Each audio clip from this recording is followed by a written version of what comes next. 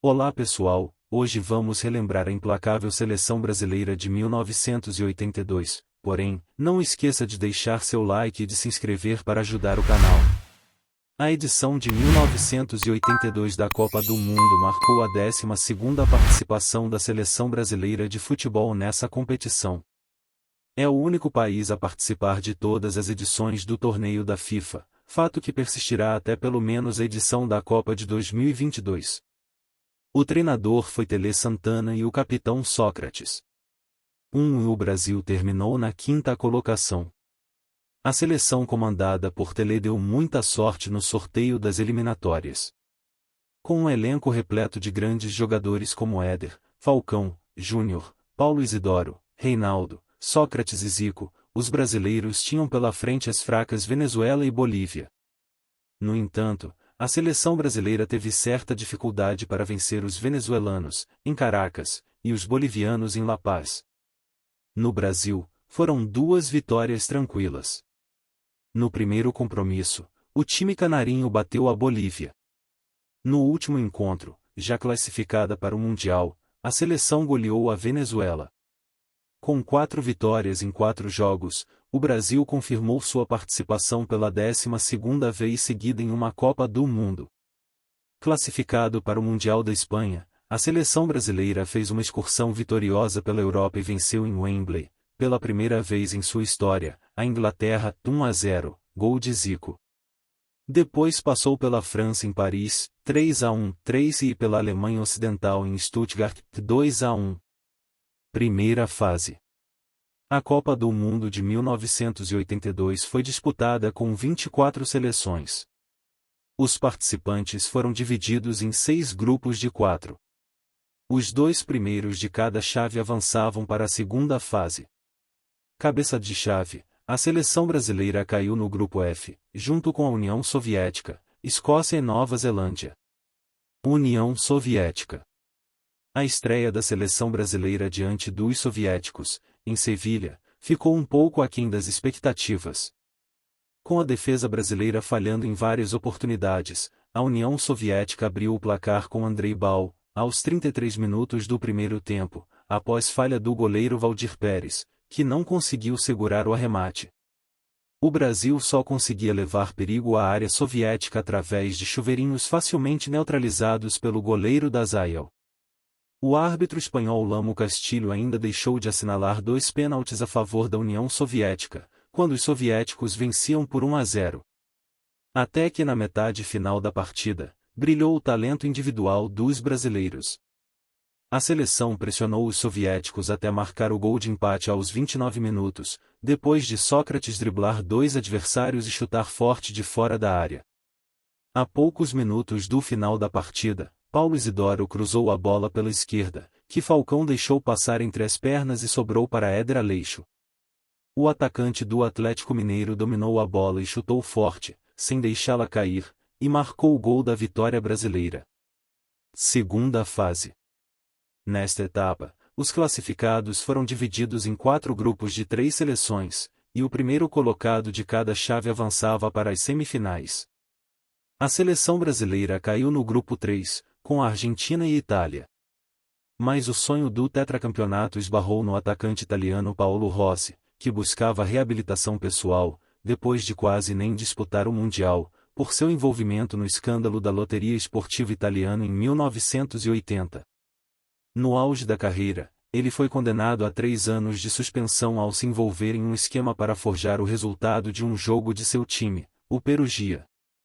A pena foi reduzida para 2 anos após apelo e, imediatamente convocado, Paolo Rossi pôde disputar o Mundial. A Argentina.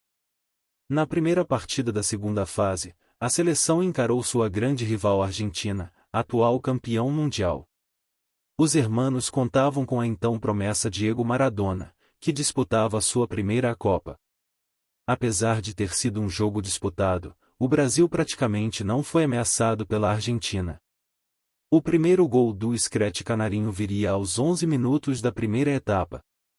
Depois de falta de Daniel Passarella sobre Serginho Chulapa, Éder cobrou a falta e mandou um chute forte. O Baldo Filó espalmou a bola, que pegou no travessão. No rebote, Zico só empurrou para o fundo do gol argentino.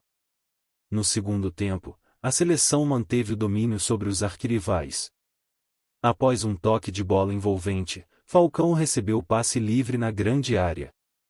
O meio-campo da Roma deu um toque sutil para Serginho Chulapa, que de cabeça, ampliou o placar. O show terminou em grande estilo, com mais uma jogada que começou com um toque de bola no campo ofensivo. Júnior tabelou com Zico e recebeu livre para fulminar a meta argentina, aos 30 minutos. O meia Maradona ainda seria expulso aos 40 minutos do segundo tempo, após cometer uma falta violenta em Batista, e Ramon Dias descontaria aos 44. Este resultado eliminava a Argentina da competição, já que os atuais campeões mundiais haviam perdido seu primeiro compromisso para os italianos, por 2-1. O Brasil jogaria pelo empate contra os europeus para chegar às semifinais. Itália. Ao Brasil, bastaria um empate com os italianos para conquistar uma vaga nas semifinais da Copa de 1982. O clima de euforia fez com que todos dessem como certa a vitória, ainda mais porque a Itália fizera uma péssima primeira fase, terminando com 3 empates, apenas eliminando a seleção de Camarões, também com 3 empates, por ter marcado um gol a mais do que os africanos e havia conquistado sua primeira vitória em 4 partidas apenas contra os argentinos. Logo aos 5 minutos do primeiro tempo, o camisa 20 italiano recebeu sem marcação passe vindo da esquerda e cabeceou sem chances para Valdir Pérez. Sócrates empatou 7 minutos depois. Em falha de Toninho Cerezo, Rossi desempatou aos 25. A seleção brasileira chegou ao empate no segundo tempo. Cerezo, redimindo-se da falha anterior, puxou a marcação italiana e deixou Falcão livre para marcar, aos 23 minutos. Mas em mais uma bobeada da defesa brasileira, Paolo Rossi fez o terceiro gol italiano, aos 29. Antognoni ainda marcou o quarto gol da Azurra, anulado, e Dino Zoff fez, em suas palavras, a defesa mais importante de sua vida, ao defender uma cabeçada de Oscar em cima da linha. A derrota por 3-2 selou a desclassificação brasileira. Esta partida memorável foi apelidada de Desastre do Sarriá pelas organizações Globo, Jornal e TV, sob o argumento de que aquela seleção brasileira teria encantado o mundo com seu futebol e que por isso a derrota para a Itália seria uma tragédia, um desastre. Outra interpretação prefere dar crédito à qualidade da seleção italiana, defendendo a ideia de que a Itália simplesmente era melhor. Curiosidades. Esta foi a primeira Copa para a qual foram oficialmente convocados jogadores que atuavam fora do Brasil, Dirceu, do Atlético de Madrid, e Falcão, da Roma. Em 1934, Patesco, do Nacional de Montevidéu e Luiz Luz, do Peñarol, foram inscritos respectivamente como atletas do Botafogo e do Grêmio devido à insistência da CBD no amadorismo, enquanto o futebol uruguaio já era profissional na época. Durante a Copa, o lateral Júnior lançou um compacto com a música Voa Canarinho, que vendeu centenas de milhares de cópias. A seleção escocesa tinha um jogador chamado Brasil. Das 3 partidas na primeira fase, ele só não participou justamente do duelo contra o Brasil. As bombas de Éder eram comparados pela imprensa ao Exocet, míssil utilizado pela primeira vez em combate na guerra entre Argentina e Reino Unido pela posse das Ilhas Malvinas.